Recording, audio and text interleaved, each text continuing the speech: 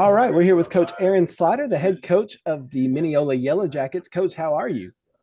Good. How are you today? I'm doing well. I'm doing well. Let's go ahead and talk a little bit about last season. A 4-6 overall record, 3-3 district. Missed out on the playoffs, but you're returning 9 starters on offense, 5 starters on defense this year. Let's talk a little bit about last season and that 4-6 record. Obviously, not the way you or the Yellow Jackets wanted it to go, but just talk a little bit about last year. Right, exactly. Yeah, we went into that last game of the season against Commerce, needing to win to make the playoffs, but they were in the same boat, and they kind of came out on top on us when it was all said and done. But the season as a whole was kind of up and down. We had to really search hard for a quarterback, and really and truly quarterback and running back after losing Pendergrass the season before. So, there's a lot of rebuilding when you lose a player like that. But anyway, so a lot of up and downs throughout the season. But I felt like we made some great progress as the year went on to kind of put us in a boat that we could go into the last game of the year and having a chance to make the playoffs, which is what you want to do.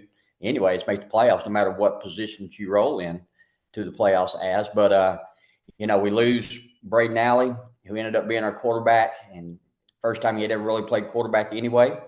But he ended up with 1,600 yards rushing and over 800 yards passing. So that's really good.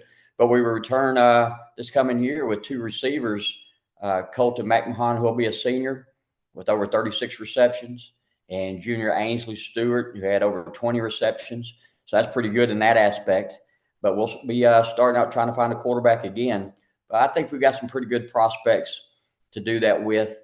And then, of course, on defense, we're returning Eddie Guerra, who will be a junior outside linebacker who played as a sophomore last year, who was really good and really progressed really well for a young player who had never played on the varsity level. So we're really excited about him. And, of course, we're returning basically every offensive lineman but one. And they were really young. So, they grew by leaps and bounds last year. So we're really excited about them. And then a lot of those kids will be playing defense as well. So we're excited about that and what the upcoming season holds for us. Well, I want to talk about the district realignment. It happens every 2 years here in Texas. And just off the subject, real quick, how do you feel about district realignment? Do you like the realignment every 2 years, or do you wish it would be kind of longer? What's your thoughts on realignment as a whole? No, I like it 2 years. I like playing different people if we can. Now, our district hadn't changed much the past several years, Yeah. but I enjoy playing different people as soon as we can. You know what I'm getting at. So, but the upcoming year, we've got a brand new pre-district that we haven't played before. We're starting out with DCAB and then going to Scurry roster. 2 playoff teams right there, which are good. And then we turn around and go to ART the third week, which is another playoff team, which they have some great athletes over there. And then end our fourth pre-district game with North Lamar, a much bigger school, kind of help us get things ready for district as it is. And that's what I want to talk to you about in the district now. You said it's a different district, but it's got a lot of familiar faces in it for you. You drop Pottsboro, but then you bring in the reigning state champion Malakoff into it, so it doesn't get any easier. But what are your thoughts on this district? It's pretty competitive top to bottom. A very competitive district, yeah, like you said. Very similar teams. We still keep Mount Vernon, Commerce, Winsboro, Rains, which everybody's good at that point. And then we pick up state champion Malakoff, and we pick up Eustis. So with that being said, you go in every single week fighting like crazy, no matter who in the world you're playing. But whether you end up first, second, third, or fourth, you go into the playoffs very well prepared. So no matter, even if you are the fourth place team and you play that first place team out of another district, you feel pretty good that you've already played a team as good, if not better, than that other district anyway. Yeah, we talk about that all the time. This teams that are 4 seeds out of one district could be a district champion in a lot of other districts across the state. Absolutely. Just because of how competitive it is. So sure. With all that being said, and like you said, replacing Braden Alley this year, it's kind of 2 years in a row that the Yellow Jackets has been hit hard with trying to replace some key players. Like you mentioned Dawson a couple years ago, and then now Braden Alley. But you talked about a lot of the youth coming up. So what are your expectations this season? And you mentioned it's exciting, but what are you looking forward to most this year?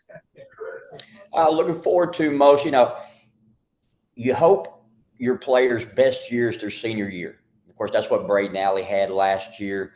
That's what Paul Stanley, as our inside linebacker, had last year. That's what Bryson Myers, our 3-year starter last year that graduated at left guard, that's what they had. So you hope your seniors are having that exact same year as they finish out their high school careers.